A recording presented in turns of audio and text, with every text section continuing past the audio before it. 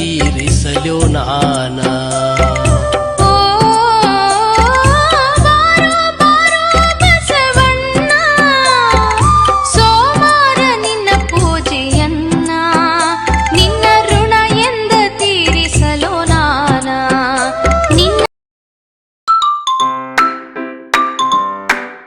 ಮಣ್ಣಿನ ಎತ್ತುಗಳಿಗೆ ಯಾಕೆ ಪೂಜೆ ಮಾಡ್ತಾರೆ? ಈ ಸಂಪ್ರದಾಯದ ಹಿಂದೆ ಇರುವ ಅರ್ಥ ಏನು? ಈ ವಿಡಿಯೋದಲ್ಲಿ ಅದನ್ನ ತಿಳ್ಕೊಳ್ಳೋಣ. ಪ್ರತಿ ವರ್ಷ ನಮ್ಮ ಮನೆಯಲ್ಲಿ ಮಣ್ಣೆತ್ತಿನ ಅಮಾವಾಸ್ಯೆ ಮಾಡ್ತಾರೆ. ಇಂತಹ ಸಂಪ್ರದಾಯಗಳನ್ನ ಮುಂದಿನ ಪೀಳಿಗೆಗೆ ಪರಿಚಯಿಸುವುದು ಕೂಡ ನಮ್ಮೆಲ್ಲರ ಜವಾಬ್ದಾರಿ. ಮಣ್ಣೆತ್ತಿನ ಅಮಾವಾಸ್ಯೆ ಆಷಾಢ ಮಾಸದಲ್ಲಿ ಬರುವಂಥ ಮೊದಲನೇ ಅಮಾವಾಸ್ಯೆ ಮಣ್ಣೆತ್ತಿನ ಅಮಾವಾಸ್ಯೆ ಆಗಿರುತ್ತೆ. ಯಾಕೆ ಇದನ್ನು ಮಣ್ಣೆತ್ತಿನ ಅಮಾವಾಸ್ಯೆ ಅಂತಾರೆ ಅಂದರೆ, ಇದರಲ್ಲಿ ಜನರು ತಮ್ಮ ಹೊಲದಿಂದ ತರುವಂಥ ಮಣ್ಣಿನಿಂದ ಬಸವಣ್ಣನನ್ನು ಎತ್ತನ್ನು ತಯಾರು ಮಾಡಿ ಅದಕ್ಕೆ ಪೂಜೆ ಮಾಡ್ತಾರೆ. ಯಾಕೆ ಈ ಎತ್ತುಗಳನ್ನ ಪೂಜೆ ಮಾಡಬೇಕು? ಯಾಕೆ ಅಂದರೆ ಇದು ರೈತರ ಜೀವನಾಡಿಯಾಗಿದೆ. ರೈತರಷ್ಟೇ ಸರಿಸಮವಾಗಿ ಇದು ಕೆಲಸ ಮಾಡೋದ್ರಿಂದ ಹೊಲದಲ್ಲಿ ಇದು ಅದರ ಜೀವನಾಡಿ. ಹಾಗಾಗಿ ಇಲ್ಲಿ ಮಣ್ಣಿಂದ ಕೂಡ ಹೊನ್ನನ್ನು ಬೆಳೀತಾರೆ ಅಂತ ಹೇಳ್ತಾರಲ್ವ. ಹಾಗಾಗಿ ಮಣ್ಣು ಅಂದರೆ ನಮಗೆ ಪರಿಸರ ಏನು ಕೊಟ್ಟಿದೆಯೋ ಅದನ್ನು ವಾಪಸ್ ಕೃತಜ್ಞತೆ ಸಲ್ಲಿಸೋದೇ ಈ ಮಣ್ಣೆತ್ತಿನ ಹಬ್ಬದ ಸಂಕೇತವಾಗಿದೆ. ಹಾಗೆ ಇದರಲ್ಲಿ ಒಂದು ಮಾತು ಕೂಡ ಹೇಳ್ತಾರೆ ಹಿರಿಯರು, ಕಾಳನ್ನು ಮಣ್ಣಿಗೆ ಚೆಲ್ಲಿದರೆ ನನಗೆ ಅದನ್ನ ವಾಪಸ್ ಹಿಂತಿರುಗಿ ಸಾವಿರಾರು ಕಾಳುಗಳನ್ನ ಹಾಕಿ ಕೊಡು ಅಂತ ಕೇಳ್ಕೊಳೋದ್ರಿಂದ ನಾವು ಈ ಮಣ್ಣನ್ನು ಪೂಜಿಸ್ತೀವಿ, ಹೊನ್ನಾಗಿ ನೋಡ್ತೀವಿ. ಒಂದು ರೈತನ ಬಾಳು ಬಂಗಾರವಾಗುತ್ತದೆ. ಹಾಗಾಗಿ ಈ ಮಣ್ಣೆತ್ತಿನ ಅಮಾವಾಸ್ಯೆ ಉತ್ತರ ಕರ್ನಾಟಕ ಭಾಗದಲ್ಲಿ ಪ್ರತಿಯೊಬ್ಬರು ಮನೆಯಲ್ಲೂ ಇದನ್ನು ಹಬ್ಬವಾಗಿ ಆಚರಿಸ್ತಾರೆ.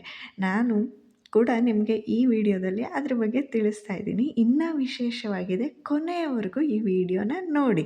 ಹಿಂದೂ ಪಂಚಾಂಗದ ಪ್ರಕಾರ 12 ಮಾಸದಲ್ಲಿ 12 ಅಮಾವಾಸ್ಯೆಗಳು ನಮಗೆ ಬಂದೇ ಬರುತ್ತೆ.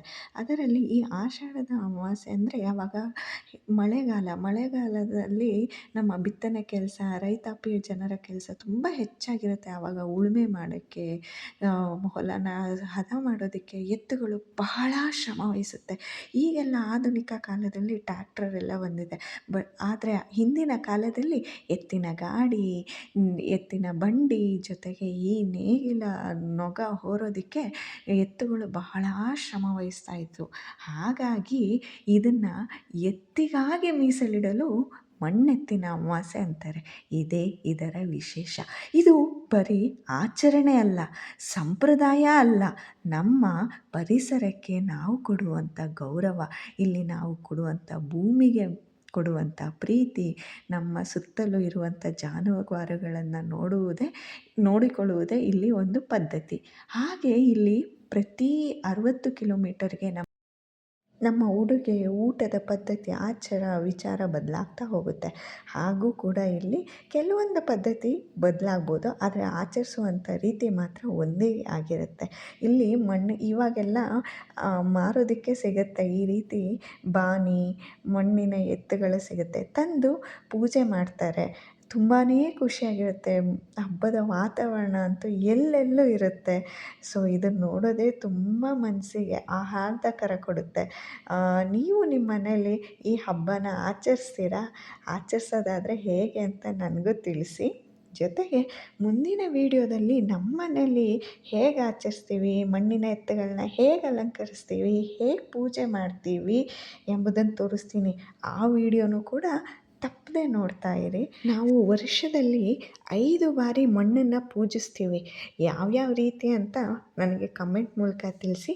ನಾನು ನಿಮಗೆ ಮುಂದಿನ ವಿಡಿಯೋದಲ್ಲಿ ಅದು ಹೇಗೆ ಅನ್ನೋದನ್ನು ತಿಳಿಸ್ಕೊಡ್ತೀನಿ. ಸೊ ಇದ್ರ ನಂತರ ಕೆಲವು ಕುಟುಂಬಗಳು ಅನಾದಿ ಕಾಲದಿಂದಲೂ ಈ ಮಣ್ಣೆತ್ತುಗಳನ್ನು ತಯಾರಿಸ್ತಾ ಬಂದಿದ್ದಾರೆ. ಅವ್ರಿಗೂ ಕೂಡ ನಮ್ಮ ಕೃತಜ್ಞತೆ ಸಲ್ಲಿಸೋಣ. ಜೊತೆಗೆ ಅವರ ಬಗ್ಗೆಯೂ ಕೂಡ ನಾನು ಇನ್ನೊಂದು ವಿಡಿಯೋದಲ್ಲಿ ನಿಮಗೆ ಮಾಹಿತಿನ ಹಂಚ್ಕೊಳ್ತೀನಿ. ಸೊ ಈ ವಿಡಿಯೋನೆಲ್ಲ ನನ್ನ ಕಸಿನ್ಸು ನನಗೋಸ್ಕರ ಅಪ್ಲೋಡ್ ಮಾಡೋದಕ್ಕೋಸ್ಕರ ಮಾಡಿ ಕಳಿಸ್ಕೊಟ್ಟಿದ್ದಾರೆ. ಇದು ಬೆಂಗಳೂರು ಭಾಗದಲ್ಲಿ ಸ್ವಲ್ಪ ಕಡಿಮೆ, ಉತ್ತರ ಕರ್ನಾಟಕ ಭಾಗದಲ್ಲಿ ಹೆಚ್ಚಾಗಿ ಕಾಣಸಿಗುತ್ತದೆ. ಸೊ ಅವ್ರಿಗೂ ಕೂಡ ನನ್ನ ತುಂಬ ಹೃದಯದ ಧನ್ಯವಾದಗಳನ್ನ ತಿಳಿಸೋದಕ್ಕೆ ಇಷ್ಟಪಡ್ತೀನಿ. ಅಮೋಘ, ಅನನ್ಯ ಹಾಗೂ ಸೃಷ್ಟಿ ಹಾಗೂ ಅವಳ ಗೆಳತಿ ಕೂಡ ನನಗೆ ಇದರಲ್ಲಿ ತುಂಬಾ ಹೆಲ್ಪ್ ಮಾಡಿದ್ದಾರೆ. ಥ್ಯಾಂಕ್ ಯು ವೆರಿ ಮಚ್ ಅಂತ ಹೇಳೋಕ್ಕೆ ಇಷ್ಟಪಡ್ತೀನಿ. ಸೊ ತಪ್ಪದೆ ನನ್ನ ಮುಂದಿನ ವೀಡಿಯೋನ ನೋಡಿ ನಾನು ಇನ್ನಷ್ಟು ಮಾಹಿತಿಯೊಂದಿಗೆ ಬರ್ತೇನೆ.